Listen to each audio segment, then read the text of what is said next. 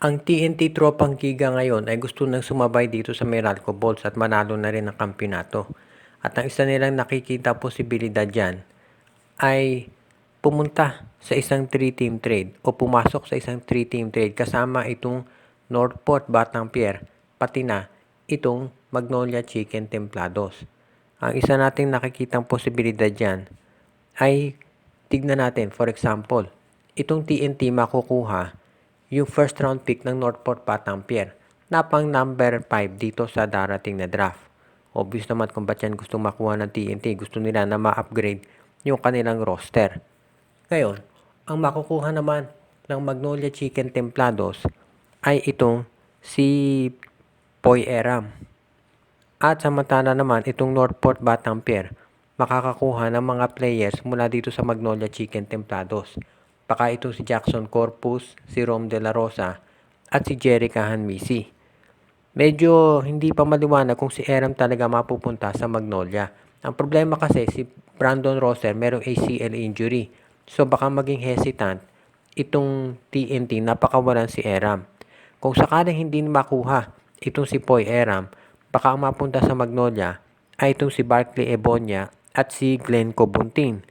Hindi pa natin natitiyak kung ito ay magiging final na. Posible rin na si Joel Ponferrada o di kaya itong si Matt Ganuelas Roser. Marami tinitignan ngayon na posibilidad itong TNT dahil ang gusto nila na magkaroon ng isang malakas na lineup. Ang Magnolia kinukonsidera rin yan dahil hindi naman masyadong malaki yung mga players na ibig-give up nila kung si Corpus, si De La Rosa at si Ahan Misi. At magagamit naman nila yung mga players na nandito sa TNT in case makuha nga nila si Poy Eram for example.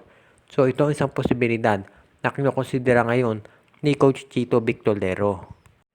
Itong Rain or Shine Elasto Painters pala ay tumitingin na rin dito sa first round pick ng Terra Firma Jeep.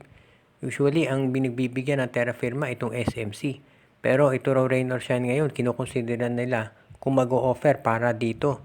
Dahil nakita na ng Rain or Shine. Kumbaga yung formula kung saan pwede mong magkaroon ka ng tsansa na talunin itong San Miguel Beer at yan ay pagkuha ng mga big men. So mukhang gusto nilang kunin itong first round pick ng Terra Firma para makapagdagdag sa kanilang lineup. Kung nyo maalala, na-sweep ng San Miguel dito sa semis itong Rain or Shine at hirap na hirap ito si Kit Datu na makipag-match up kay Junmar. So ang tinitignan nila ngayon ay kung saan sila makakakuha ng ibang players. At of course, alam natin na ito si Luis Villegas maglalaro na sa darating na season. At mukhang gusto ng Rain or Shine na magkaroon pa ng ibang players na may dadagdag dyan. Ang tanong, sino na ang pwede nilang ibigay para dito sa first round pick ng Terra Firma? Na sigurado mataas ang magiging asking price niyan. Alam natin ang Converge, isa doon sa mga teams na gustong makuha itong first round pick ng Jeep at ang dami nilang mga ino-offer. Kaya sa ngayon, kanaka-naman ang Rain or Shine mag-offer din. Baka ang problema kasi ang hingin ng mga teams, for example, ng Terra Firma ay si Kit Datu. Kung ikaw ang Rain or Shine, syempre, hindi mo kagad bibigay si Kit Datu dahil yan ang future big man mo talaga.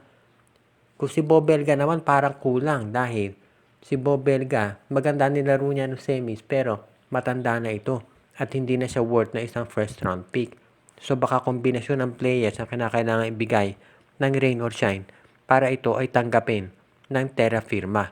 Sa ngayon, si Coach Cheng Jiang nagpaplano pa kung paano nila makukuha itong first round pick ng Terra Firma dahil nakikinat na nila na magiging malalim itong darating na draft. Kaya gusto nila na maging malaking partner nito para sa ROS.